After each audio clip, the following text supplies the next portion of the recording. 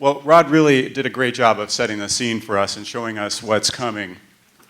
And this next section of the program is the kind of Oxford-style debate session, where we're going to really try and take this question of robots and jobs, take that question on head on, and try and be fair and play both sides of the issue. And I've gotten some folks here to agree to kind of take part in this debate-style session. So Vivek Wadhwa is here from Singularity University and has agreed to kind of argue one side of the issue. And on the other side, we've got Rich Mahoney, who's Director of Robotics here at SRI, and Aaron Edsinger, who is CTO at Redwood Robotics, which is in some ways a spin-off of SRI. I'm going to actually start by letting you guys each say a little bit about what you're up to right now, okay? So if you could just spend a minute or two talking about what you're most interested in, what you're working on robotics-wise. Rich, do you want to start? So I'm Rich Mahoney. I'm the Director of Robotics at SRI. I've been here at SRI for just under 5 years. In terms of career highlights, I've been working in robotics since 1988. When I came into robotics through, I was in mechanical engineering, and I found an opportunity in graduate school to be an RA in a robotics lab, and I never in my life imagined I would be working in this field for 24 years. But I've had an interest in practical applications of research, and that's kind of directed where I've gone in my career. And my early work was university-based R&D and focused on rehabilitation and assistive technology applications of robotics. I moved from the university research environment into a product development, business development environment. And from there, I became a general manager of an early stage venture-backed company introducing a stroke therapy robot. And I'll make a few comments about that later. And now at SRI, I really enjoyed my position here, where I have responsibility for directing a research program that involves basic science, basic exploration in robotics. We're funded multiple programs from DARPA, multiple programs from large consumer products companies and medical device companies. And we also, through SRI's ventures and licensing model, are spinning out several companies, and Redwood being a joint venture with Willow Garage and Mecca, and Grabbit, another company that is out there right now. And I think just to highlight I think I have a perspective that I'm not an economist. I'm not, don't work for the Department of Commerce. I don't know the statistics, and I'm not going to try to convey those. But I know many of you in this room, and I talk to many of you, and I have, after spending so much time, I believe that there is a lot of value that robotics can add, and I see a cliche of people reacting to robotics, and I don't understand it, and I don't know where it came from, but there is a public consciousness around robotics and expectation. And I've been in many situations where you talk about a robot and the conversation immediately goes to jobs, or that robot's going to take my job, where there's many other technologies, many other scenarios that relate to jobs. So I'm looking forward to this discussion today, and also to robotics just playing out and seeing for real what actually happens. Thanks, Rich. Aaron, do you want to introduce Sure. yourself? I'm currently with Redwood Robotics. I've spent the last dozen or so years building robot arms, particularly arms that are safe around people, that work shoulder to shoulder with people. Originally, this work was in Rod Brooks's lab, so I was his former student. And out of that, I started a company called Mecca, where we've been for the last 5 or so years building robotic systems, humanoids, arms, hands, some legs, and really honing this technology, which I think is fundamental to getting robots out of the cage and also transforming how people work.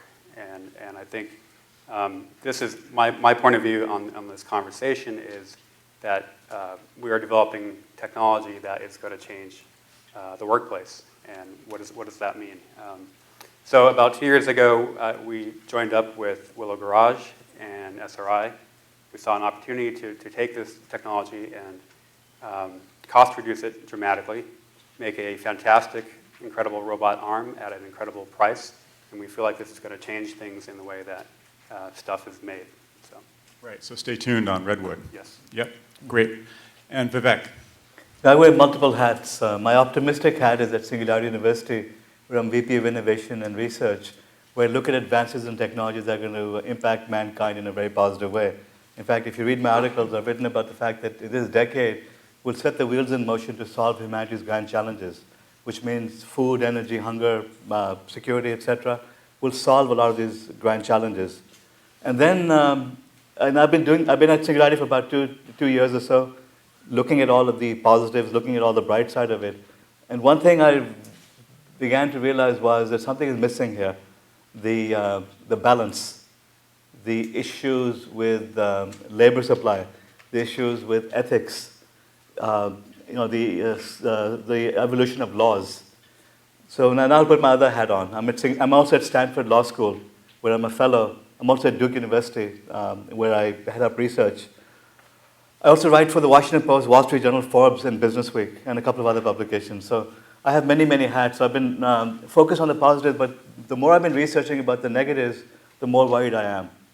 True that by the end of this decade, we'll solve the problems of energy. By the end of this decade, we will achieve grid parity in the United States, given steady state with solar.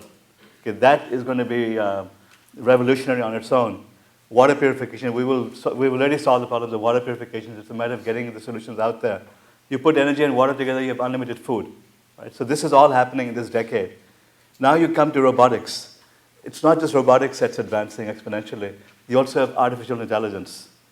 AI is, we wrote AI off for dead, as we saw in the charts in the 1980s with Japan claiming that it's going to now be the AI superpower, and we assumed AI was dead.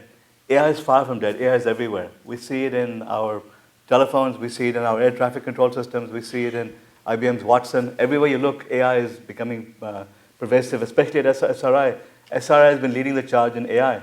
Put AI and robotics together, now we've got the nightmare scenarios from the Cylons, the androids we used to fear. All right. Let's jump back into that, but I want to kind of try and have some fun with this session. Mm-hmm. And I'm a big fan of Intelligence Squared US, and I'm going to play John Donvan for just the next 20 minutes. Which one is Peter Thiel? Last time I was there, was debating him. Yes, I know. So you've done that.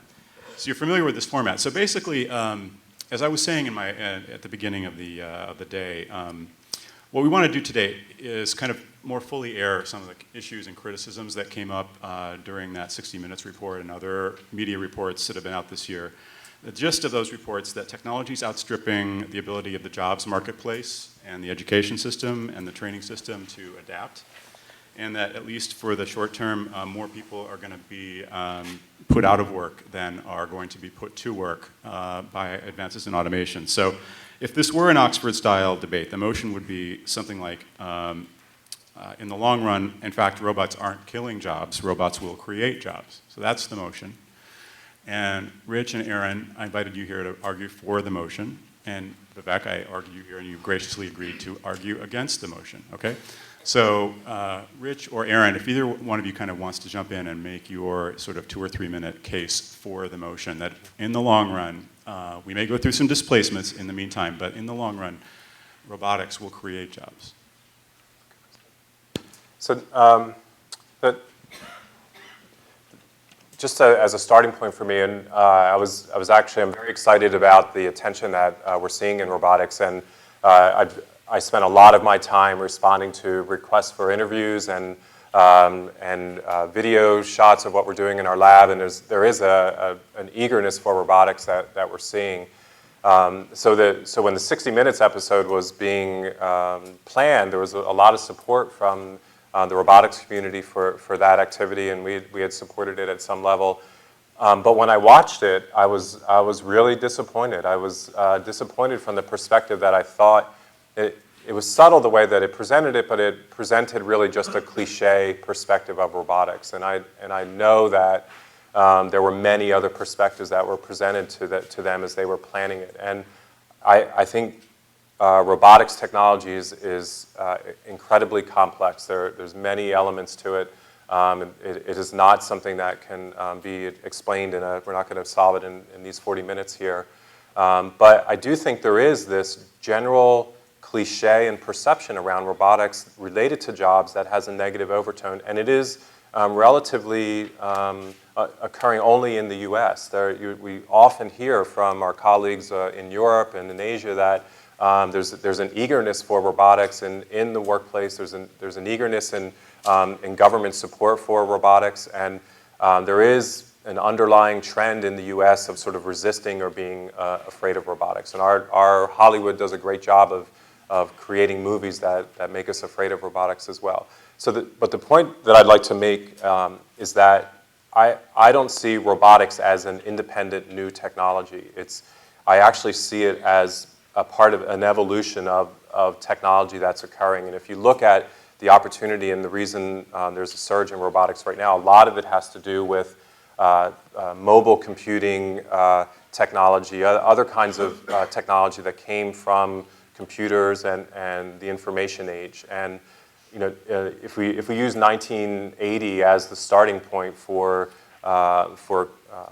the evolution of computing technology and look at what occurred in the information age, there was a transformation that occurred there that no one could have predicted. There were a lot of people wondering and making projections, but not really knowing. And so I think we're sitting, it is 1980 in robotics, and if we roll ahead 30 years, I don't think that we can have some ideas about what will happen, and I definitely have my share of them.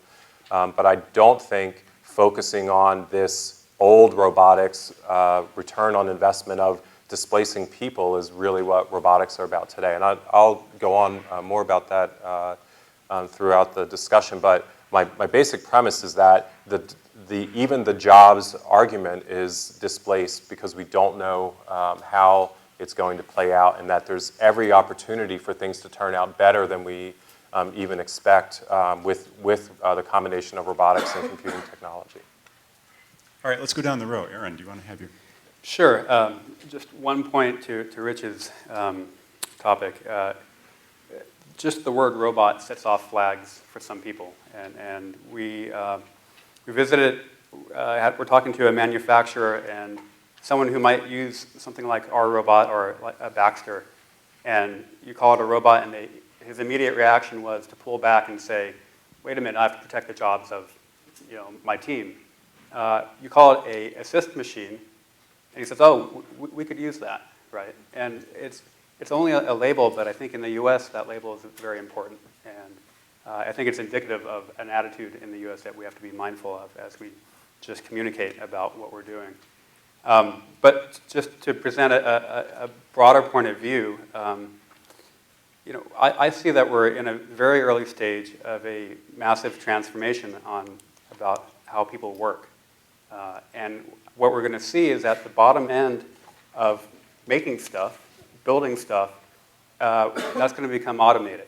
And I think that's pretty clear. We have a long ways to go to get to the dexterity of a person in terms of robotic technology. But there's pull from all over in the US, in Europe, in Asia for this to happen. And my perspective is that this is actually a good thing, and it's going to create jobs, and it's going to free people to do more skillful labor, to do more creative, innovative work. And it's the creative, innovative work that creates value, that generates new companies, new business models, that will create products and product markets we haven't thought of yet. And to me, this is where a lot of robotics can enable new jobs that don't exist today. And just to look back a little bit in history, at one point, most of the US, 70% of the US was engaged in making food and agriculture. Now it's at about 2%. And the difference is in just the massive increases in productivity in agriculture, and the tractor being one of the great disruptions, technological disruptions that happened. And I would be happy if we were building the John Deere of robotics, in that we are going to disrupt how things are made, but we're also going to change the labor force in a positive direction. And so I think that obviously it's early days. It's hard to know where this plays out, but I think if we look honestly at the trends and at the downstream effects of deploying robots, and the jobs that get created around keeping jobs in the US, I think it's a very clear argument. Okay, Vivek, is anything these guys are saying flat out wrong, or are they just missing something? Or what's your perspective? Here's the interesting thing. First of all, I'm a big fan of robotics. I love this stuff. I love the technology advances and so on. And it's too bad this is being recorded because in all my other talks, I'm the cheerleader. I'm like these guys saying the same things as they're saying. But you asked me to put my evil twin hat on for this talk. So the disclaimer is this is my evil twin speaking. Okay. Now let's look at the arguments that were made over here. First of all, the argument about agriculture, 70% of the US population down to 2%. That happened over a period of 200 years. Right? 200 years it took, and in that meantime, you had generation after generation which could adapt. Technology used to move in a linear fashion. In computing, starting with the microprocessor, it's been moving exponentially. Everything that technology touches, everything that information technology touches starts to go exponential, including robotics. It wasn't that robots, in the 1980s robots, we had 1960 robots, we had 1900 robots as well. If you go back to the 1800s, what's a robot? It's simply a set of pulleys, some wire, some string, and the ability to move it. The problem was that until about 5-7 years ago, the intelligence required to do voice recognition, face recognition, the sensors in Baxter are amazing because they can detect everything around them. They have cameras in them which are high definition, which can detect everything around them. The gyrometers, accelerometers, these sensors, even 15 years ago, would have cost hundreds of thousands of dollars. They weighed 10, 20, 50, 100 pounds. Okay. Today, the sensors in your iPhone are probably about $30, $40 altogether. They would have cost $500,000 not too long ago. So that's dropped. The computing power required to do voice recognition, face recognition. The iPhone in my pocket has more computing power than existed the day I was born. So I added up all the computing power in the world, in the universe the day I was born. This is more powerful than that. It sits there waiting for me to check email and make an occasional phone call or two. So the magic happened when you started combining sensors and computing power with the ability to move objects and have decent sized batteries. Battery technology is still moving linearly, but it's also advancing at least at a linear pace. You put all of these things together, and you've got explosive growth. So Baxter version 1.0 is really, really cool. I don't know if you realize it or not, but with the introduction of Baxter, manufacturing in the United States is cheaper than in China. This year, the day they released that, and there are also other robots also, Wall-E in France. I mean, there are a number of other Baxter types of robots that are being released worldwide, which suddenly have flipped the switch, and it's cheaper now to manufacture in the United States and in Europe than it is in China. The problem is what we heard earlier, the tools, the infrastructure, the supply chains are over there. And in the United States, you also have an additional problem. You have a dumbed-down workforce that's not flexible, that's not adaptable. So why do you think the acceleration equals jobs? Well, let me get to that now. So now what we're talking about is with the to me the introduction of Baxter is a milestone. Okay, with the introduction of Baxter, you'll have version 2.0, version 3.0. Within 3 years, you'll have dozens of other products. It's now become cheaper to manufacture over here, so you're going to see an exponential trend in robotics, AI combined together, which means that you'll have ever more sophisticated robots. You literally have human-like movements. And if you look at some of the Japanese stuff that they're developing over there, they're way ahead of us in robotics. The stuff that they're developing looks like a human. I mean, you can see that Einstein video where a child would think that is indeed Einstein twitching his eyes and so on. I wouldn't agree that they're way ahead of us, actually. I think that from a media point of view, they may look like they're ahead of us, but in terms of applied robotics, we're absolutely... Right. So, but the reality is that as of this year, the switch has been flipped, and we're going to see a gradual move over the next 2 or 3 years, suddenly into a flood. In the next 5 to 7 year period, you'll see it rushing back because suddenly the supply chain has come back here. The tools problem, the cost of 3D printing is dropping exponentially also. You'll see us being able to manufacture the tools very rapidly. So 5 to 7 years, it starts coming back, automated. 7 to 10 years, 7 to 15 years, now you're seeing 3D printers taking the robot. I can just see the robots going out on strike saying, stop the 3D printers, they're taking our jobs away. All of this within a 15-year period. Now, how in the world is the US labor force that can't even adapt to robotics going to adapt to all of this change this fast? Now, when we talk about labor supply, we're talking about United States. What about in China, where you're going to have a 30, 40, 50% decimation of the entire manufacturing capacity, which means you have hundreds of millions of people now unemployed. The havoc this will wreak on the Chinese. The Chinese are already becoming nationalistic. Imagine now when they start having to become ultra-nationalist to keep their restive population at bay. You're going to have the same disruption happening across Asia. What about those jobs? If you look at the macro picture, there's almost no doubt that you're going to reduce the number of jobs required for the type of production we do significantly. Starting a few years from now, we're talking about 10, 15% a year in some years is how it seems like most of your comments are focused on the manufacturing industry. And if you look at the computer industry, so I agree that for your point with respect to agriculture and the statistics, but the revolution in computing occurred over a much shorter period, and the sky did not fall. Actually, there was a big change. I didn't get to that. I mean, both of you had 2 sessions, so I have to have equal time over here. Now I talk about manufacturing robots. The Google car that you see driving around here is also a robot. Okay. What's the Google car going to do?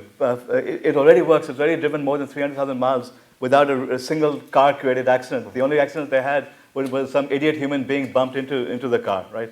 The Google car works, and the other car manufacturers are doing that equally fast.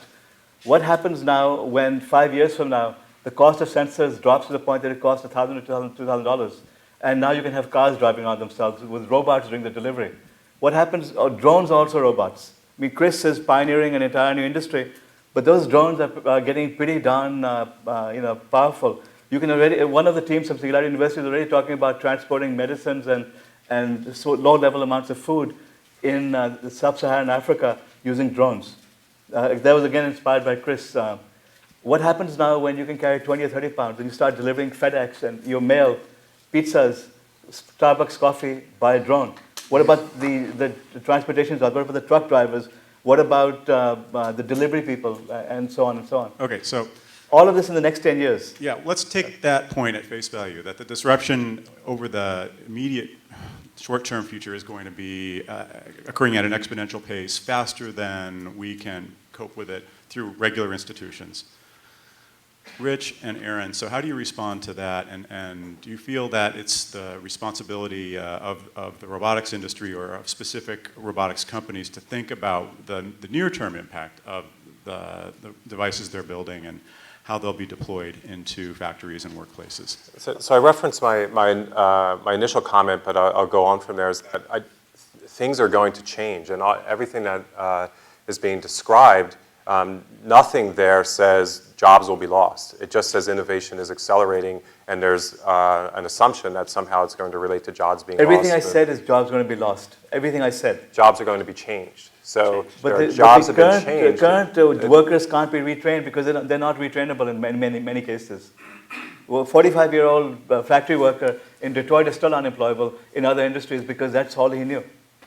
So there's examples of that in every industry where changes in the way a job is done affect the job availability for certain individuals. So it's the natural progression in many industries, not just related to robotics and even not just related to technology. So I do think where if we continue to say innovation is the sky is falling, innovation is coming, and robotics is causing this, it's really not respecting what history has shown, that we respond in the moment, things evolve. We had hundreds of years. In fact, in some cases, we had thousands of years to respond. Here, all the things I talked about, I challenge anyone to dispute that anything I'm talking about will happen within this decade. Within 10 years, you think that we can retrain the American workforce fast enough? I don't think so. I would disagree on your timescales on the retraining, the need to retrain the workforce 100%, right? We're going to see a gradual insertion of this type of technology. We're a long ways off from having human-like capabilities with a robot in manufacturing, a long ways off. We're a long ways off from 3D printing a car. How many years before you can have a human-like robot that can move things from point A to point B and do human-like movements? We're already moving stuff from point A to point B, but the stuff that people do still is the stuff that's hard to do, typically. It's also very rote often, that's why. Aaron, how long would you think it'll be before we have Baxter 5, version 5.0, which can do those things? The way these guys are innovating, Ask Scott, but. I mean, and then it's not only them, it's kids who are doing it, who are building robots. We should be clear that it's still very difficult to do dexterous things, and this is what people do. It's still very hard to have robots that think, problem solve, right? And so what we're proposing is that we take the really menial work and turn people into problem solvers and not someone. 95% of the work is menial work. Hardly 5% is managerial or problem solving. A lot of the things you're describing too are also, there are jobs that aren't being done now. There's work that robotics will do that aren't being accomplished. And my own experience introducing a robot for doing stroke therapy. Stroke therapy requires, especially for arm recovery, thousands of repetition of engaged therapy that a therapist will do. That amount of therapy is not provided in normal rehabilitation due to many factors related to how reimbursement is done. I introduced a robot that was a tool for the therapist that was able, under the therapist's direction, to give those thousands of repetitions. When I would initially go into a facility and introduce the concept, the therapists absolutely would be like, "Oh, great, you're replacing me with a robot." And the reality is that we weren't replacing them with a robot. We were actually giving them a tool that allowed them to do. Version 5.0, the robot 5.0, will probably give you a better massage than your dumb therapist. So that's a great point, right? So then the other aspect of work that's done is the quality of the work that's done. So at some level, what will happen, and I've talked about this before, I think that where the internet is democratizing access to information, I think robotics will democratize access to quality. And I think in these scenarios, in the new robotics, where robotics are interacting with people, we're going to be able to capture that quality and deliver it in a certain way. And so what will happen is not just about jobs and losing jobs, it really is about changing access to all kinds of product and services at a higher level and the cost to get to those. So, I really think... What happens to China in the meantime? Okay, fine, we're getting better at this over here. What happens to the manufacturing that comes back to the United States from China? So again, you're going back to manufacturing. So in some level, there's, we've seen that the... Or transportation. Right, so go ahead. I think one answer to that is that increased automation, increased flexibility in manufacturing lets us invent products that we can't think of today, right? So there will be new markets, new products being developed that will sustain.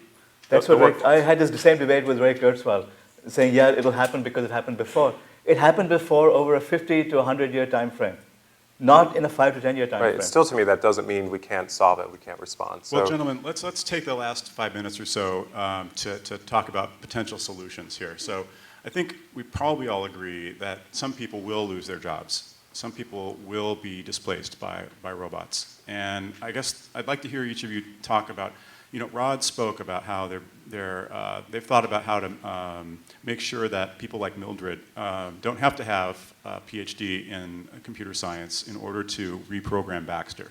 So that's a way to bring workers into this new era without extensive retraining. Are there more things like that roboticists and robot companies can do to ease the transition, to cushion this blow that's coming? And maybe at this point, we should stop being adversarial and just talk about... So can I put my Vivek hat back on now? My go ahead. The good guy one? Right. Please do. Well, my evil twin is really scary because I've been researching, I didn't even get into the laws and ethics issues, which I can talk about for 2 hours as well. But let's leave him aside. Let's kick him out of here. Let's just go down the row, and starting with Rich, and talk about what comes to mind. What strategies do you think about for making this transition as nonviolent as possible? So I do think that there is a traditional model, the old robotics, that return on investment was how many people can you displace. So that is absolutely part of the industrial robotics business model. So I really like Rodney's point about the fact that the new robotics is identifying new business models, and I think the combination, one thing that we have today with robotics that we didn't have in 1960 with robotics is all of the business models around robot apps and networked kinds of services, and it's really intriguing to think about how robotics can evolve. But and I also, whenever I'm talking to anyone who's in the early stages of a company, I really push them to not focus on an ROI about replacing people Look for those opportunities where introducing a robot adds quality, adds efficiencies, where you can document information that supports the business model. And what I see actually more often is that where there is an ROI, where you're relating that to number of people that you can reduce, it's normally saying, if you follow this business, I can do with 7 people what we used to take 10 people. So go hire those 7 people, and now you have a more efficient business model. So it is actually leading to new opportunities for business with less people, but there is a net gain in jobs in those Which you can reinvest in hiring more people. Right. So right. It just adds to the environment. I think that there's the one point I'd like to make is I think it's going to be better than we think it's going to be, and I want to somehow find somebody who's going to make a movie that's going to convey like what can potentially happen with robotics that isn't us sort of impaling ourselves with the technology. I think there's a lot of good things that will come from it. Maybe James Cameron. Yes. Yeah. Okay. Aaron? Sure. When we talk about this topic internally, we think of it as industrial augmentation and not automation. And the distinction is that you're augmenting the worker to make them more efficient, to prevent RSIs. We've talked to automotive workers where pushing a grommet into a hole, 500 times a day, quickly leads to health issues and a lot of costs tied to that. And especially with an aging workforce, what we're seeing in the short term, in the 5 to 10 year time frame, is this application, right? It's actually enabling people to be better at their jobs, to get to better quality, because now we have a digital record of this event. And I think it's empowering because it turns them into problem solvers, as I say. And to us, this is what our proposition is. But there is, as the technology gets further out, there is this outcome where more and more jobs become automated. And I think we'll find new jobs that come from that. How will we find those new jobs? Vivek, Well, let me be optimistic over here. If you look at what we've achieved in the progress we made in this century, the cost of transportation is reduced by 100-fold. The cost of telephony, making a phone call, is reduced 1,000-fold. It used to be that we had these telephone operators who would mindlessly be punching things in. It doesn't exist anymore. The agriculture jobs that no one wants to do have been automated. So what happened is that we've uplifted society. Now, along with all of these advances, along with the advances in AI, robotics, all these fields we go through, even medicine, it's becoming roboticized in one way or the other.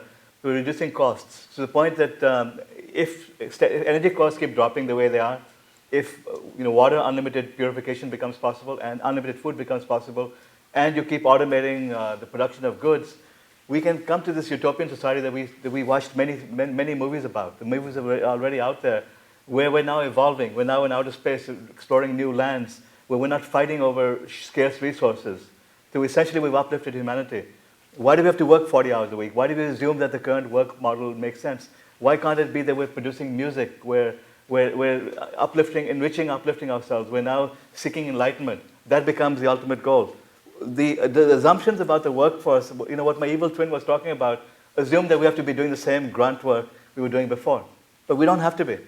So what we can, the way to look at it is that through automation, you're taking away all the grunt work that people don't want to do, reducing the cost of goods so they become more affordable. So it's not just the rich who have these expensive iPhones and who have expensive gadgets and devices and life-saving technologies. It's also the poor. And ultimately, the difference between rich and poor doesn't become how much money you have or what material goods you can afford or how you live. The difference between rich and poor becomes your knowledge, your state of evolution, your state of enlightenment. That's ultimately where we want to go as a society. And the good news is we can start having these debates in about 10 years from now as all these jobs go away. All right. Thanks, guys. You were really good sports. I really appreciate you agreeing to do this today. So can we give the panel a hand, please?